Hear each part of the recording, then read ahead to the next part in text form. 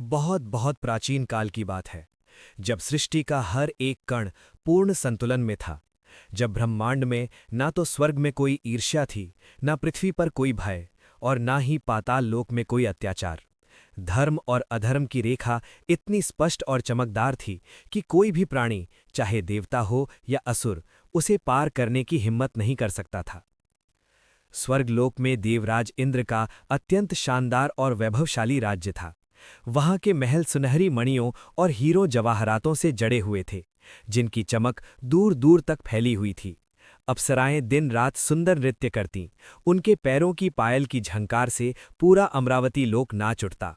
गंधर्व मुनि मधुर वीणा, मुरली, वंशी और अन्य दिव्य वाद्यों से ऐसा अमृतमय संगीत बजाते कि सुनने वाले का मन और आत्मा दोनों मोहित हो जाते। देवता बिना किसी चिंता या भय के सुख शांति की नींद सोते थे। पृथ्वी पर महान ऋषि मुनि अपने घने जंगलों वाले आश्रमों में दिन रात यज्ञों की आहुति देते और घोर तपस्या में लीन रहते। उनके यज्ञों की पवित्र धुआं की सुगंध आकाश को छूती और देवताओं तक पहुंचकर उन्हें प्रसन्न करती। साधारण मनुष्य भी सत्य, अहिंसा, दान, करुणा और धर्म के मार्ग पर चलते हुए पूर्ण सुख और संतोष के साथ जीवन व्यतीत करते। कोई किसी का शोषण नहीं करता, कोई किसी से डरता नहीं था। समाज में प्रेम और भाईचारा छाया रहता था। पाताल लोक में असुर रहते थे। वे शक्तिशाली, पराक्रमी और योद्धा थे, लेकिन ब्रह्मांड के बनाए गए नियमों की कड़ी सीमाओं में बंधे हुए थे। वे अपनी शक्ति का दुरुपयोग नहीं कर सकते थे और तीनों लोकों के संतुलन को बिगाड़ने का साहस नहीं करते थे। लेकिन काल चक्र कभी भी स्थिर नहीं रहता।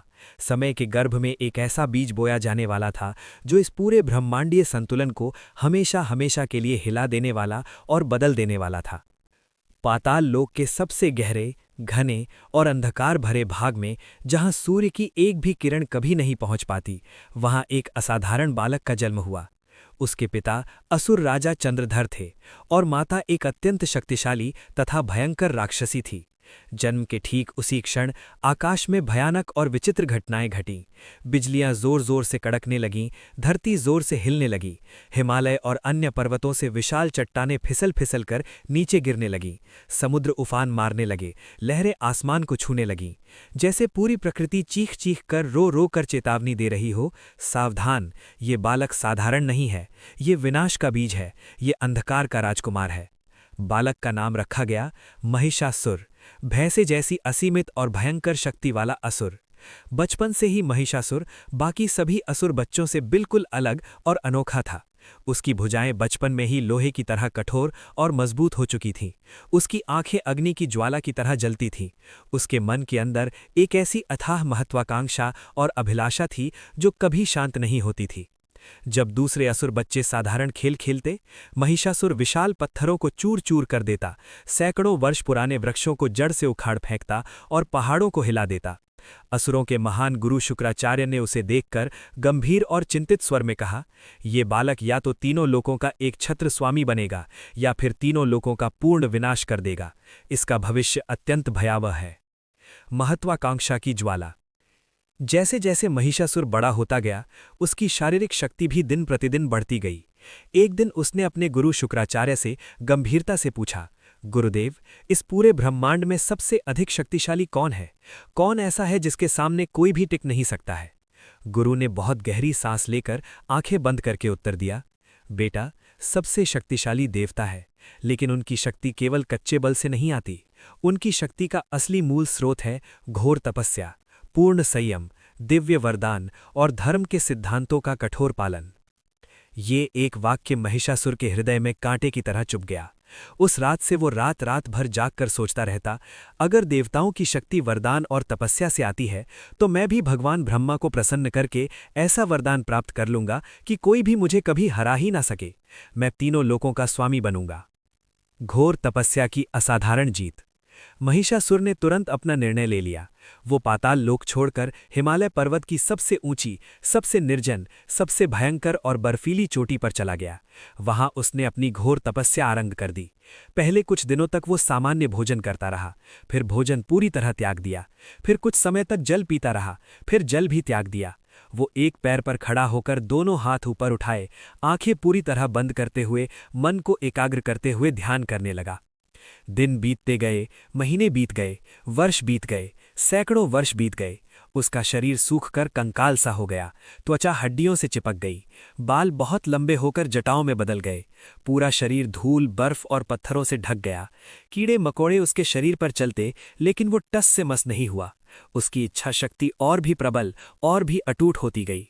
स्वर्गलोक में देवता अत्यंत चिंतित हो उठे। देवराज इंद्र ने कहा, यदि ये असुर वरदान प्राप्त कर लिया तो हम सबका क्या होगा? हमारी सत्ता खतरे में पड़ जाएगी। भगवान विष्णु ने शांत स्वर में कहा, उसकी तपस्या इतनी घोर और तीव्र है कि ब्रह्मा जी को प्रकट होना ही पड़ेगा। अब प्रतीक्षा करो। और आखिरकार हजारों वर्षों की निरंतर और कठोर तपस्या के बाद भगवान ब्रह्मा उसके सामने दिव्य रूप में प्रकट हुए। उनका तेजस्वी और आलोकित रूप देखकर महिषासुर की बंद आंखें धीरे धीरे खुल गईं। ब्रह्मा जी बोले, महिषासुर, मैं तुम्हारी इस असाधारण तपस्या से अत्यंत प्रसन्न हूं। मांगो, क्या वरदान चाहते हो? बोलो, तुम्हें क्या चाहिए? महिषासुर ने पूर्ण अहंकार और घमंड से भरे स्वर में कहा, हे पितामह ब्रह्मा, मुझे ऐसा वरदान दीजिए कि कोई भी देवता, कोई भी असुर, कोई भी गंधर्व, यक्ष, राक्षस, मनुष्य, पशु पक्षी या कोई भी अन्य प्राणी मुझे मार न सके। मुझे कोई भी पुरुष परास्त न कर सके। मैं अजेय हो जाऊं। ब्रह्मा जी ने मुस्कुराते हुए लेकिन दुखी मन से चेतावनी दी, पुत्र, हर वरदान की एक सीमा होती है। सोच समझ कर मांगो। तुमने स्त्री का नाम भी नहीं लिया। स्त्री की शक्ति को कभी कम मत समझना। लेकिन महिषासुर अहंकार के समुद्र में इतना डूब चुका था कि उसने कुछ भी नहीं सुना। उसने जोर जोर से कहा, मुझे बस यही वरदान चाहिए और कुछ नहीं। ब्रह्मा जी ने बहुत दुख के साथ कहा, तथास्तु, और अंतर्ध्यान हो गए। उसी क्षण विनाश का बीज पूर्ण रूप से बो दिया गया था। तीनों लोकों पर अंधकार। वरदान मिलते ही महिषासुर पूरी तरह से बदल गया। अब उसके अंदर दया, करुणा या किसी भी अच्छाई का नामो निशान नहीं रहा। उसने तुरंत अपनी विशाल और भयंकर असुर सेना इकट्ठी की। हजारों, लाखों राक्षस, दानव, पिशाच और अन्य भयंकर योद्धा। उसने गरजकर घोषणा की, अब से तीनों लोक पूर्ण रूप से मेरे अधीन होंगे। स्वर्ग मेरा, पृथ्वी मेरी, पाताल मेरा। जो भी विरोध करेगा उसे नष्ट कर दूंगा। सबसे पहले उसने पृथ्वी लोक पर भयंकर आक्रमण किया। गांव-गांव में आग लग गई, शहर जलने लगे, ऋषि मुनियों के पवित्र आश्रम पूरी तरह नष्ट हो गए। निर्दोष लोग चीखते चिल्लाते रोते गाते जंगलों और गुफाओं में भागने लगे। एक छोटा सा मासूम बच्चा अपनी माँ की गोद में छिपा हुआ कांपते हुए पूछ रहा था, माँ, ये भयंकर राक्षस हमें क्यों मार रहे हैं? हमने क्या बुराई की है? माँ के पास कोई जवाब नहीं था। उसके आंखों से केवल आंसू बह रहे थे और हृदय फटा जा रहा था। फिर महिषासुर ने स्वर्गलोक पर चढ़ाई कर दी। देवराज इंद्र ने पूरी देवसेना को इकट्ठा किया और बोले, ये धर्म की लड़ाई है। हम अधर्म और अत्याचार को हर हाल में जीतेंगे। लेकिन महिषासुर की शक्ति अब अजेय थी। उसने इंद्र के वज्र को अपने सींगों से तोड़ दिया, ऐरावत हाथी को धरती पर पटक दिया। एक एक करके सभी देवता हार गए। इंद्र को विवश होकर स्वर्ग छोड़कर भागना पड़ा। स्वर्ग अब महिषासुर का राजमहल बन गया।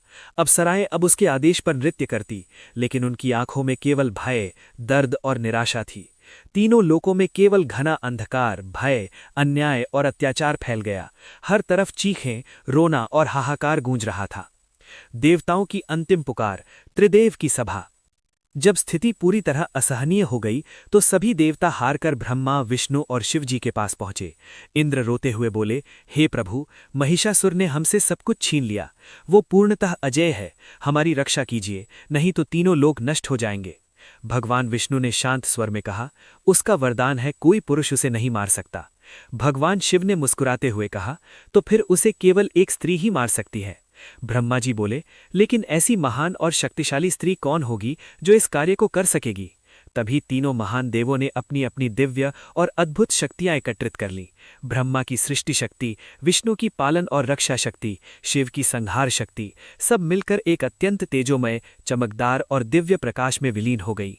उस अनंत प्रकाश से एक दिव्य, अद्भुत, सुंदर और अत्यंत भयंकर स्त्री का प्रकट होना हुआ, माँ दुर्गा। उनका रूप देखते ही देवता भी मोहित और विस्मित हो गए।